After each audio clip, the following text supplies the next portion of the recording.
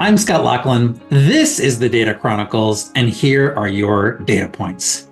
Today, we are continuing our ongoing series on building the AI lawyer skill set with a discussion of artificial intelligence and commercial contracting. We often get the question from clients, hey, Scott, I'm being asked to play the role of AI legal lead for my organization. What do I need to know? And that's a really hard question with a short answer, and that is a lot. AI impacts almost every area of law, which makes practicing AI law difficult. You effectively need to know enough about everything and be able to issue spot along the way. The Data Chronicles is here to help with episodes that cover the many legal issues that AI is raising and how you can issue spot with across disciplines. So today we're focusing on commercial contracting, for which I've invited my partner, David Toy, to the podcast. Dave's practice focuses on technology, IP, commercial contracting, outsourcing, and in the many years that I've worked with Dave, I'm pretty sure that I have seen him negotiate every type of tech deal that's out there. Dave, welcome to the podcast. Great to be with you, Scott. So Dave, let's start maybe high level. There is a lot of interest in and attention on how to license AI products and services. And we're seeing tech providers who are providing all sorts of solutions and frankly adding AI to the title of almost every existing functionality and service. So I'm interested in how you are approaching deals with AI components, either from the tech side or the licensor side, I should say, or the licensee side. In other words, the publishers of those technologies or the creators of those technologies or those who just want to use the technologies of third parties. What's the current state of negotiating those deals? Right. That's an interesting question. And as you know, AI has become quite the buzzword, and it's becoming attached to products from a marketing perspective all the time because everyone likes to have a product that's as hot as AI is right now. And in fact, though, a lot of the software products and SaaS services that many of our clients have been either distributing or using probably have had AI components in them for a very long time. And now they're starting to be marketed more as AI products. And then in addition to that, you have more true AI products that are at their core content generating from a machine learning perspective or more truly based in AI from the foundation. It feels a little bit like we're in the Wild West, though, in terms of understanding how to approach these issues from a contracting level. I think in the space generally, we're starting to understand what some of the legal issues are. They're popping up more and more, and we're gathering a better understanding of what the scope of legal issues are. And probably lagging behind that even more is how to approach those in contracts. And so licensors on the one side are trying to frame things from the perspective of trying to limit their liability as much as possible around all these various legal issues. And then you see licensees and customers trying to get adequate protection on this new kind of technology. And we haven't quite determined what's market, so to speak, in contracts yet. And that's a developing issue, I think. Yeah, I mean, it's really interesting kind of starting at the level of like the basics of what terms are going to apply, because you're raising an important point. If every software solution is going to now have some component of AI, does that mean that we are completely resetting the market for contractual terms associated with SaaS solutions or other software deals? Because as we both have seen, is that many producers of AIs are trying to reduce the scope of their liability. Some are labeling them as beta services, essentially kind of as is services without any type of representations and warranties, and maybe for good reason. But if we don't know what is AI versus what is the traditional software solution, are we all kind of moving in the direction of there are no terms associated with this? Still struggling to figure out how to draw that distinction. Yeah, that's a great point and interesting question that I think we're facing. Some of these core liability issues, for example, in contracts have been kind of long settled where you see a middle of the road approach on those. And we see flexibility, perhaps like on an infringement or on accuracy. We see some of those contracts tilted a little bit more towards a licensor and a licensee in traditional software licensing models, where we kind of have a sense of what's middle of the road. But now with this new AI component added in, if you're thinking about an infringement issue, now there's all these new aspects of infringement, from the data that's used to train the AI to the output of the AI, whether that could be infringing or whether it might be creating something infringing down the road by using output generated from AI to train new AI or to use in other applications down the road. And so I think it's complicating some of these concepts that have traditionally been somewhat settled in software licensing deals and making us kind of reopen a lot of those concepts and provisions to try and figure out what is the right approach in AI deals. So let's focus maybe on some of those key provisions, right? So you're mentioning kind of the IP aspects of artificial intelligence, which are significant. Where do you see like the bid ask coming from on just the straight maybe representations relating to copyrights or IP? Where do you see the range going in today's market? So I think some of the biggest licensors of content generating AI tools have started with a much more aggressive approach initially by not providing very much protection at all around either the input or the output of the AI. But even in the last year or so, as AI tools have become a little bit more common, we've seen some of those bigger licensors have to take a little bit of a step forward to meet their licensees in order to get deals done. And so what I'm starting to see, even among the major licensors, is that they're willing to provide indemnities around the output from AI, but a much less clear question is around the input used to train AI. And it seems like licensors are still in a difficult position and have difficulty trying to understand whether or not they want to take on liability for the input used to train the AI.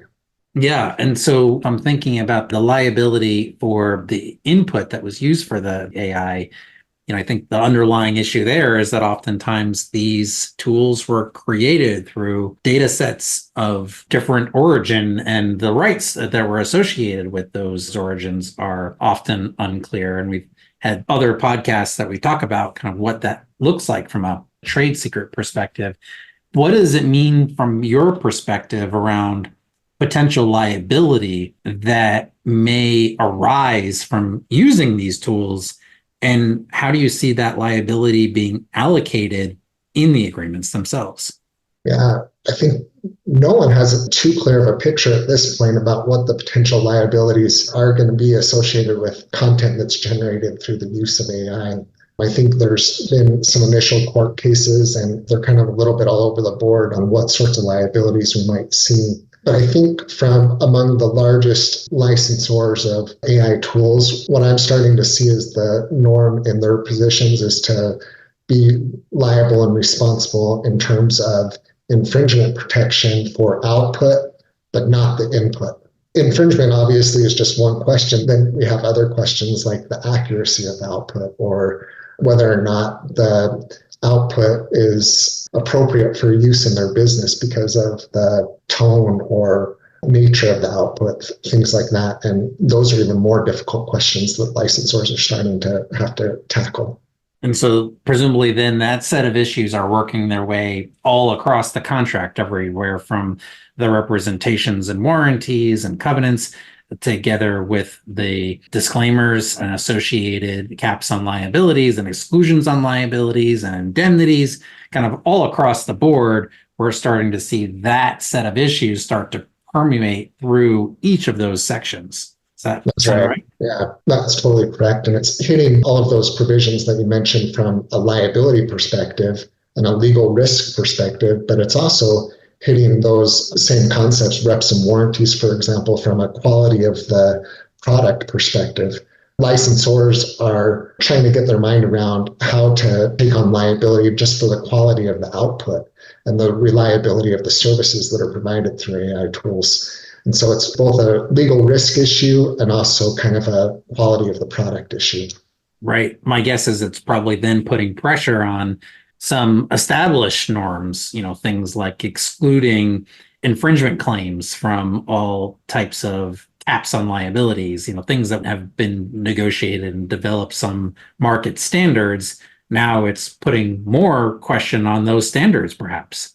Yeah, absolutely. I think everyone's starting to rethink those in terms of how much risk they're willing to put into the AI tools and if they're willing to stand behind AI output. And like I said earlier, we're starting to see licensors take on liability for AI output, but there's a new question of how much liability they're willing to take on and if it's the total uncapped liability that they've historically taken on for IP infringement. Yeah. So maybe putting IP infringement aside, let's just kind of go to the core of a license itself.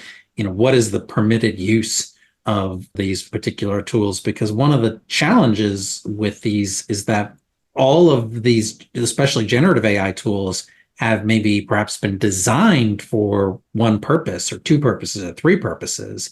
And all of the effort that went along with that design was focused on these particular use cases.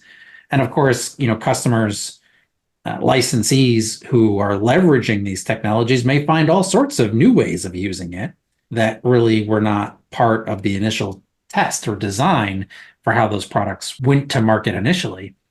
Are you seeing that dynamic play out even within the scope of the license itself? Yes, absolutely. I think there's a legal compliance issue, I think, even on some of this as laws are developing around what you're permitted to use AI to do in certain marketplaces. Certain applications of AI might have restrictions around how you can use AI in that application. Like, for example, in hiring employees, we're starting to see laws pop up around whether or not you can use AI in hiring decisions and how you can use AI in hiring decisions. And so if an AI tool is starting to be used for one purpose that wasn't the intended purpose of it, that can certainly open up a licensor to more liability. And so we've started to see really restrictive covenants on what areas and fields of use an AI tool can be used in. And there's also geographic considerations because of all the many different jurisdictions that AI tools can be used in. We might have more confidence in how the laws are shaping up in one jurisdiction versus another. Yeah. And I think part of the challenge in that particular space is, at least my experience, and I'm interested in yours, is that those requirements, those restrictions on use, those parameters, they can get quite long and frankly, often not well understood by the end user of those tools because they appear not only in the underlying commercial license, but may appear within the terms of use that's associated with the particular tool, may appear in an acceptable use policy, may be embedded with a kind of a variety of other links. And so, which again, may be the best way of educating real users. But at the same time, these tools are designed to promote productivity. And so a lot of folks are approaching these as way of like, oh, this is a cool tool that's going to make my job a whole lot easier, as opposed to going through all of the legalese to understand when I can and when I can't use this tool. Yeah, that's an interesting question. Yeah. Even on top of that question, I'm starting to see some licensors grapple with the idea of taking on responsibility for the specific intended application that it's intended to be used in. Like you said, users would be taking on these AI tools for purposes of making their jobs more efficient and easier. But with that comes some risk that the tool might not be as accurate and as reliable as a human would be in performing the same function. And so licensors are a little bit hesitant to take on the risk of even the intended purpose for what the tool was developed to be used for, and making sure that there's some accuracy and reliability around it when that's the whole purpose of why the user might be licensing the product. Right. So like you're saying, okay, well, listen, hallucinations are real. Hallucinations may result in a bad outcome. Who is liable in the event that the tool is being used as designed, as intended? and yet produces a result that is inaccurate or in some ways absurd. Yeah, that's right. That's right. And so in that instance, if you're relying on the tool as a licensee, you could start heading down a bad path where human oversight would have been more appropriate in some circumstances.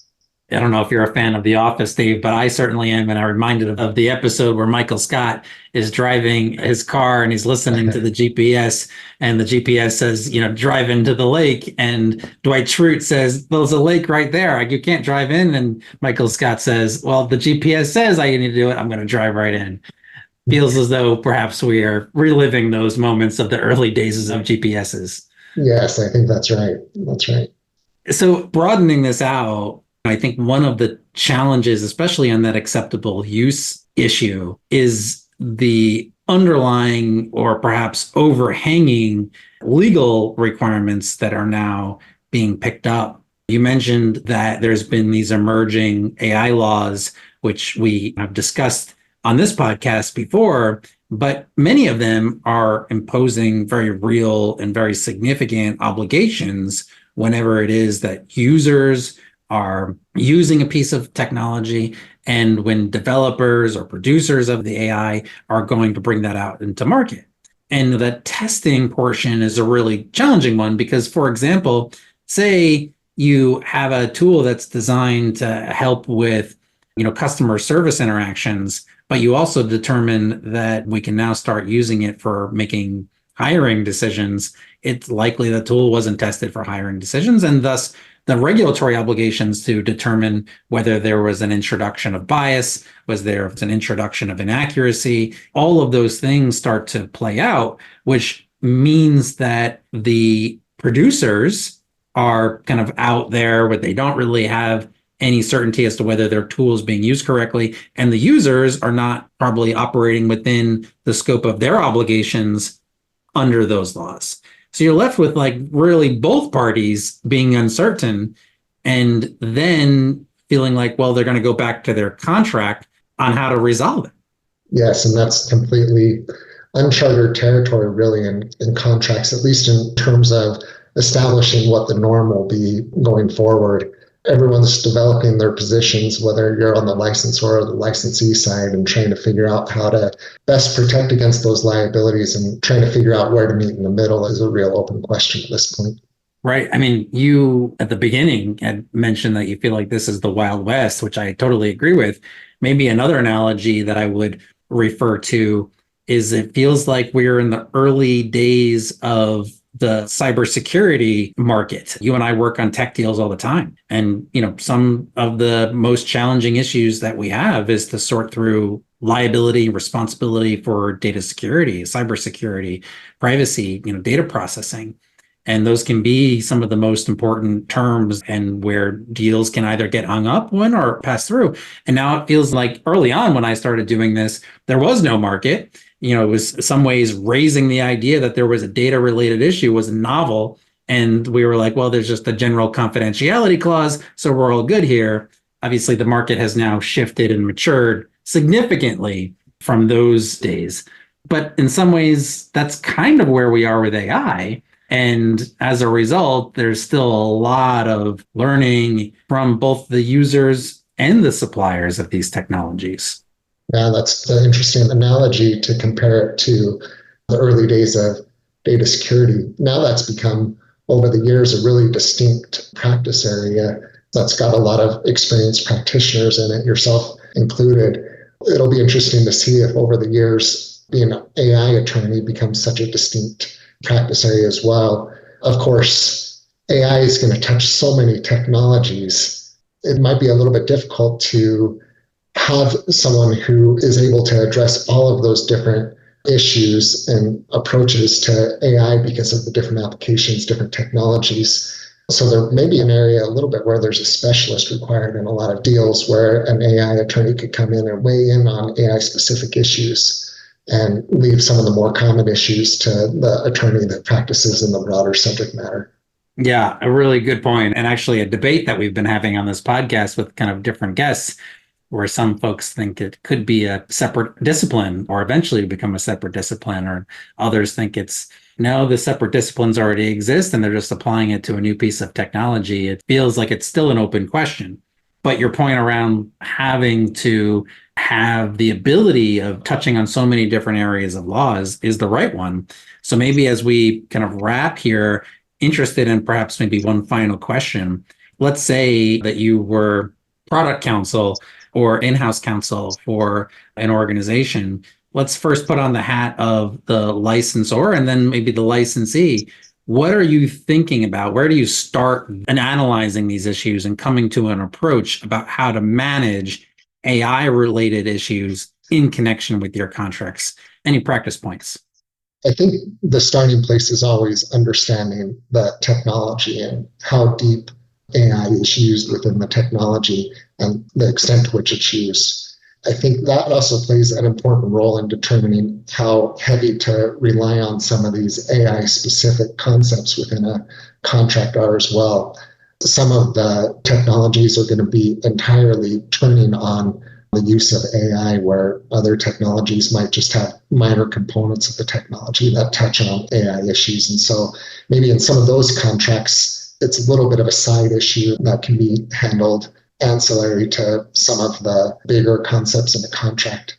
But when it's a heavy AI-driven technology, that's going to really flow throughout the entire contract, and we have to think through each of the core contracting provisions, from the license grant provision to the reps and warranties to the disclaimers to the indemnities, and try and figure out what makes sense for that specific technology in terms of risk and liability. Yeah, 100%. I would maybe add to that as another theme that we've discussed on prior episodes is the importance of having an AI governance structure. And I think what you're describing is really those key components of that structure, and thus coming up with a coordinated strategy around AI contracting is probably one of those key agenda items for that group. Yep, that sounds right. Well, David, thanks so much for joining the podcast. Really appreciate your insights as always. Great to be with you, and looking forward to doing our next AI deal together. Yeah, I would love to do them. These are always exciting deals to do together. With that, I'm Scott Loughlin. This is the Data Chronicles, and those are your data points.